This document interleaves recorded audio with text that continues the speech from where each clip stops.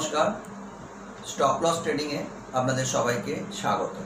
আমার আগের ভিডিওতে আমি আপনাদেরকে পার্টিকুলার একটা কোম্পানির ব্যাপারে বলেছিলাম, আপনাদের নিশ্চয়ই মনে আছে, মাদারসন সুমি। আসলে এটাই বলতে চেয়েছিলাম বা বোঝাতে চেয়েছিলাম যে স্টক মার্কেটে আমরা যে ইনভেস্টমেন্ট করি সেই ইনভেস্টমেন্ট যদি লং টার্ম বেসিসে করা যায় বা করা হয় তাহলে তার থেকে কতটা বেশি আমরা রিটার্ন পেতে পারি। আপনারা তার একটা ঝলক আমার আগের ভিডিওতে দেখেছেন যে মাত্র 4,000 টাকার ইনভেস্টমেন্ট, সেটা 25 বছর 26 বছরে প্রায় 30 থেকে 35 লক্ষ টাকা রিটার্ন দিয়েছে।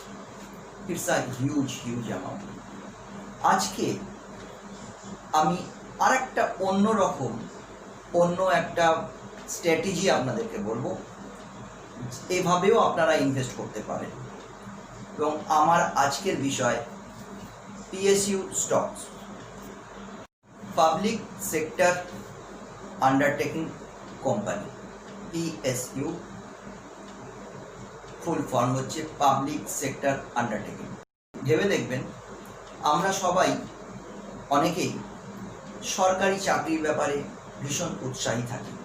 যখন আমরা ওই কলেজটা করে পড়া কমপ্লিট করে যখন আমরা কর্মজীবনে ঢুকি, তখন আমাদের মধ্যে অনেকেরই একটা স্বপ্ন থাকে যে আমরা সরকারি চাকরি যদি কোনোভাবে পেয়ে যাই তাহলে জীবনে আর কিছু করতে হবে না, জীবনটা খুব স্মুথলি কেটে যেতে পারে।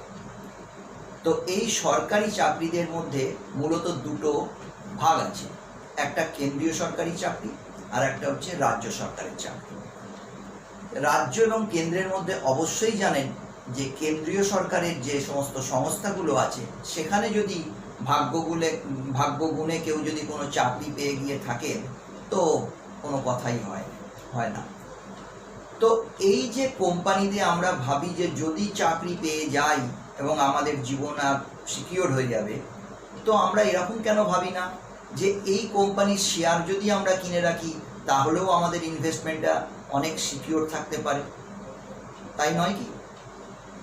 তো আজ সেই জন্য পিএসইউ কোম্পানির ব্যাপারে আপনাদের কাছে একটু সংক্ষেপে বলবো। পিএসইউ কোম্পানি মানে পাবলিক সেক্টর আন্ডারটেকিং কোম্পানিকে মোটামুটি 4টে ক্যাটেগরিতে ভাগ করা হয়েছে বা 4টে ভাগে ভাগ করা হয়েছে। প্রথম মহারত্ন কোম্পানি, তারপরে নবরত্ন কোম্পানি, তারপরে মিনি রত্ন কোম্পানি ক্যাটেগরি 1, আর লাস্ট হচ্ছে মিনি রত্ন কোম্পানি ক্যাটেগরি 2।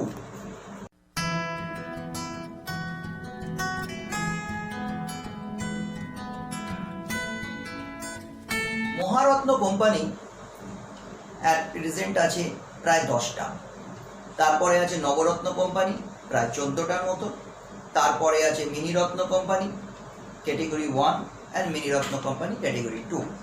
সেসবে আমরা পরে যাব।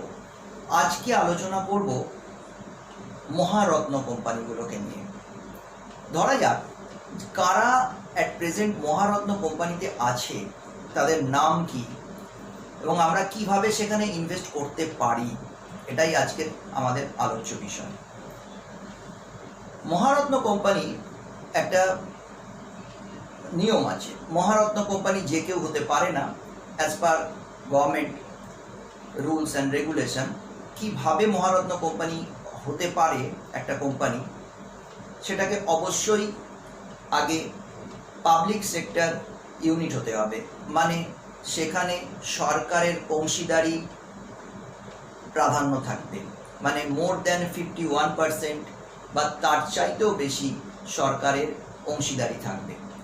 সরকারি কোম্পানিতে জানবেন, সরকারি কোম্পানিগুলোর মালিক হচ্ছেন ভারতের প্রেসিডেন্ট অফ ইন্ডিয়া। তো পিএসইউ কোম্পানির যদিও বা মালিক প্রেসিডেন্ট অফ ইন্ডিয়া, মানে মেজরিটি শেয়ার হোল্ডার, কিন্তু এই কোম্পানি পৃথকভাবে একদম সম্পূর্ণ নিজস্বভাবেই তাদের বোর্ড অফ ডাইরেক্টরস এই কোম্পানিকে চালান, এই কোম্পানিকে পরিচালিত করেন। তো সেখানে প্রেসিডেন্ট অফ ইন্ডিয়া বা আমাদের সেই সমস্ত মন্ত্রকের যারা মন্ত্রী থাকেন, মানে মেন যারা এই সমস্ত থাকেন, তাদের মধ্যে তারা এই কোম্পানিতে সেভাবে কোনো রকমভাবে তারা হস্তক্ষেপ করতে পারেন না, সাধারণভাবে করেন না। তবে কখনো কখনো যে কিছু হয় না, আমি সেরকম কথা বলছি না। প্রথম শর্ত হচ্ছে মহারত্ন কোম্পানির বা পিএসইউ, এই কোম্পানির টার্নওভার হতে হবে 25,000 কোটি টাকা বছরে, এবং এটা বিগত 3 বছর ধরে এই 25,000 কোটি টাকার ওপর টার্নওভার রাখতে হবে। দ্বিতীয় শর্ত হচ্ছে যে অ্যানুয়াল নেট প্রফিট, মানে বাৎসরিক যে নেট প্রফিট যেটা হবে সেটা 5,000 কোটি টাকার ওপর হতে হবে বিগত 3 বছর ধরে।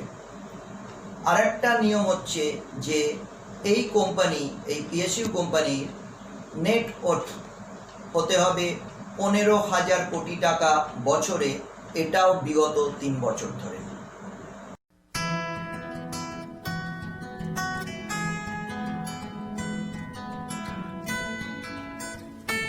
আসুন এই কোম্পানিগুলোর ব্যাপারে জেনে নিই। কোন কোম্পানি, কোন 10টা কোম্পানি আজকে ভারতে মহারত্ন কোম্পানির তকমা পেয়েছে। প্রথম কোম্পানিটা আমি অ্যালফাবেটিক্যালি বলছি। প্রথম কোম্পানিটার নাম হচ্ছে ভারত হেভি ইলেকট্রিক্যালস লিমিটেড, আমরা সংক্ষেপে বলি ভেল। দ্বিতীয় কোম্পানিটার নাম ভারত পেট্রোলিয়াম কর্পোরেশন লিমিটেড, আমরা সংক্ষেপে বলি BPCL. Third company Coal India Limited. Fourth Gas Authority of India Limited, আমরা শর্টে বলি গেল। ফিফথ কোম্পানির নাম হচ্ছে হিন্দুস্তান পেট্রোলিয়াম কর্পোরেশন লিমিটেড, আমরা শর্টে বলি এইচপিসিএল।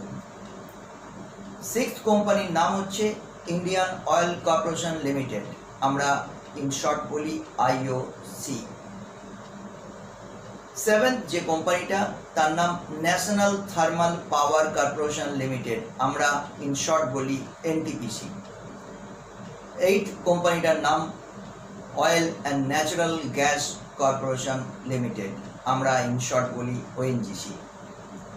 নাইন্থ কোম্পানিটার নাম Power Grid Corporation of India, আমরা পাওয়ার গ্রিডই বলি। অ্যান্ড 10th কোম্পানিটার নাম Steel Authority of India Limited, और আমরা ইন শর্ট বলি সেল। তো ধরুন আপনারা একটা পোর্টফোলিও তৈরি করবেন, তার নাম দিন পিএসইউ পোর্টফোলিও, এবং তার মধ্যে অবশ্যই এই 10টা কোম্পানিকে রাখতেই পারেন। তার কারণ এই 10টা কোম্পানি মহারত্ন স্ট্যাটাস পেয়েছে, মানে মহারত্ন কোম্পানি। আজকের বাজারে আজকের বাজারে যেখানে অন্য কোনো স্টক, যারা কালকে কতটা পড়বে, কতটা বাড়বে, তার ব্যবসা কি হবে, এটা ব্যাপারে আমরা কেউ সেভাবে কিছু জানি না, কিন্তু সেখানে একটা জিনিস কিন্তু আমরা অবশ্যই বুঝতে পারছি যে আগামী দিনের ভারতবর্ষে এই পাবলিক সেক্টর ইউনিট বা পিএসইউ কোম্পানিগুলো কিন্তু খুব একটা খারাপ যে ফল দেবে তা কিন্তু নয়। যেখানে ভারতের প্রধানমন্ত্রী বারবার করে লোকাল কোম্পানিগুলোর ওপরে জোর দেওয়ার কথা বলছেন। আর একটা ব্যাপার আছে, সেটা হচ্ছে এই যে পাবলিক সেক্টর ইউনিটগুলো রয়েছে বা কোম্পানিগুলো রয়েছে, এদের হাতে কিন্তু প্রচুর প্রচুর অ্যাসেট রয়েছে, ল্যান্ড আছে, বিল্ডিং আছে, আদার সমস্ত রয়েছে, খনি আছে, যেমন কোল ইন্ডিয়ার কথা বলছি। তো এদের যে অ্যাসেটস, এটা কিন্তু হিউজ। তো আজকে তাদের দাম পড়ে গেছে ঠিকই, এবং এই কোম্পানিগুলোর দাম যে আগামী দিনগুলোতে, আগামী বছরগুলোতে যে বাড়বে না, এরকম তো নয়। এবং আমরা এই দামে এরকম একটা লুক্রেটিভ জায়গায় ইনভেস্ট করে রাখতেই পারি।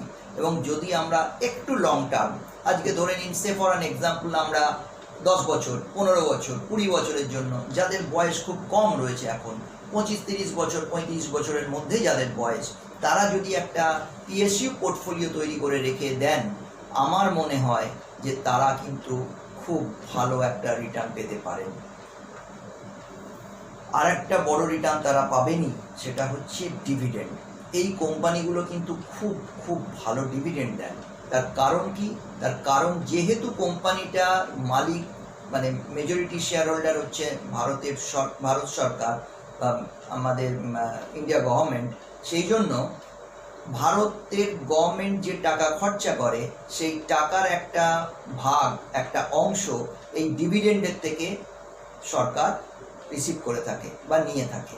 সেই জন্য এই কোম্পানিতে যা লাভ হয় সেই লাভের একটা সিংহভাগ ডিভিডেন্ডের থ্রুতে, ডিভিডেন্ডের মাধ্যমে ডিস্ট্রিবিউট হয়, আর এই টাকা সরকার তার বিভিন্ন খাতে খরচ করে থাকে। তো যাই হোক, যেটা বলছিলাম, আজকের যে জায়গায় এই সমস্ত কোম্পানির শেয়ারের দাম দাঁড়িয়েছে এসে, এই জায়গায় যারা ইনভেস্ট করবেন, আমার মনে হয় যে ব্যাংকের ইন্টারেস্টের চাইতে কিছু কিছু জায়গায় হয়তোবা আপনারা ডবলও পেতে পারেন। আর দাম যে জায়গায় রয়েছে এখান থেকে ভ্যালু অ্যাপ্রিসিয়েশন তো অবশ্যই হবে, এটা নিয়ে আমার তো কোনো ডাউট নেই। এই 10টা কোম্পানিতে যদি কেউ ইনভেস্ট করে থাকেন, 10টার মধ্যে ধরে নিলাম যদি 2টো কোম্পানির দাম সেভাবে পারফর্ম নাও করে থাকে, বাকি 8টা আপনাকে পয়সা দেবেই দেবে। আমি এতটাই এভাবেই ভাবতে পারি বা বলতে পারি, সিদ্ধান্ত আপনাদের। যাই হোক, তো কিভাবে করা যেতে পারে? ধরে নেওয়া যাক আমরা একটা পোর্টফোলিও তৈরি করলাম, সে ফর অ্যান এক্সাম্পল 50,000 টাকা। তো আমরা কি করব? এই 10টা কোম্পানিতে 5,000 টাকা করে ইনভেস্ট করব। 5,000 টাকা ভেলে, 5,000 টাকা বিপিসিএলে, 5,000 টাকা কোল ইন্ডিয়ায়, এভাবে করতে পারি। বা আমরা এরকমভাবেও করতে পারি, আমরা ভেল ধরে নিন এখন দাম আছে 28 টাকা, তো আমরা 28 টাকায় 200 ভেল কিনলাম। বিপিসিএল তো নিশ্চয়ই অতগুলো হবে না, বা বিপিসিএল আমরা 10টা কিনলাম, বা সেখানে গেল হয়তো ওই রকমই একটা 5-এর জায়গায় 6 করলাম, কোনো জায়গায় 6,000 বা 7,000 ইনভেস্ট করলাম, আবার কোনো জায়গায় 5-এর জায়গায় 4,000 ইনভেস্ট করলাম, হোয়াট এভার। তো আমরা এইভাবে যদি একটা কম্বিনেশন পারমুটেশন করে আমরা যদি আমাদের এই ফান্ডটাকে একটা পিএসইউ ফান্ড ক্রিয়েট করতে পারি, আমার মনে হয় সেটা ভালো হবে। এরপরে যেটা আসবে, আমি যেটা আজকে বললাম সেটা হচ্ছে মহারত্ন কোম্পানি সম্পর্কে। এরপরে আসবে নবরত্ন কোম্পানি। নবরত্ন কোম্পানিতেও আপনাদের জানাশোনা প্রচুর কোম্পানি আছে, যাদের নাম আপনারা প্রত্যেকেই প্রায় শুনেছেন, জানেন, ইভেন কাজও করেছেন, ইভেন অনেকের কাছে আছেও। এই মহারত্ন কোম্পানির মধ্যেও কিছু কিছু কোম্পানি আপনাদের কাছে আছে, যেগুলো নেই। আমি আপনাদের কাছে অনুরোধ করব আপনারা সেই কোম্পানিগুলো কিনে নিন। বাকি কোম্পানিগুলো একটা নির্দিষ্ট পরিমাণ টাকা একটা সুন্দর পোর্টফোলিওর মাধ্যমে এখানে জমা রাখুন, এইভাবে ইনভেস্ট করুন, এবং আগামী দিনগুলোতে আমাদের ভবিষ্যতে এই কোম্পানিগুলো কিন্তু একটা ভালো রিটার্ন আমাদের দিতেই পারে। এরপরে যেটা বলবো পরের ভিডিওতে, সেটা নবরত্ন, এবং তার পরের ভিডিওতে বলবো মিনি রত্ন। তো যদি আমরা সেরকমভাবে ভাবি, ধরে নেওয়া যাক যে আমরা 1 লাখ টাকা ইনভেস্ট করব, তো ঠিক আছে, আজকে 1 লাখ টাকা থেকে আমরা এখানে 30,000 টাকা ইনভেস্ট করি। বাদ বাকি যে টাকাটা থাকবে সেটা আমরা আরও তো 2-3টে ক্যাটেগরি আছে, নবরত্ন আছে, মিনি রত্ন ক্যাটেগরি 1 আছে, 2 আছে, সেখানেও ইনভেস্ট করতে পারি। আমি কিন্তু সমস্ত কোম্পানিতে ওখানে ইনভেস্ট করার কথা বলবো না। এখানে যেমন আপনাদেরকে প্রত্যেকটা কোম্পানিতেই ইনভেস্ট করার কথা বললাম, মানে 10টাকেই বললাম, যেহেতু এটা মহারত্ন কোম্পানি। কিন্তু নবরত্নর ক্ষেত্রে আমি সব কোম্পানির কথা হয়তো বলবো না, মিনি রত্নর ক্ষেত্রে তো বলবোই না। কিন্তু মিনি রত্ন কোম্পানিতেও এমন অনেক কোম্পানি আছে যেগুলো নাম শুনলেই আপনারা বলবেন এখানে তো ইনভেস্ট করা যেতেই পারে। ইভেন আপনাদের খুব পছন্দের মধ্যে কিছু কিছু শেয়ার আছে, যেমন আজকেই একটা কোম্পানির নাম আমি বলে রাখি, মিনি রত্ন ক্যাটেগরি 1-এর মধ্যে আছে, যেটার নাম হচ্ছে IRCTC। আপনারা মোবাইলের নাম শুনেছেন, সেটাও কিন্তু ওই মিনি রত্ন ক্যাটেগরি 1-এর মধ্যে আছে। তো এরকম অনেক কোম্পানি আছে, আমরা বলবো এর পরের ভিডিওতে।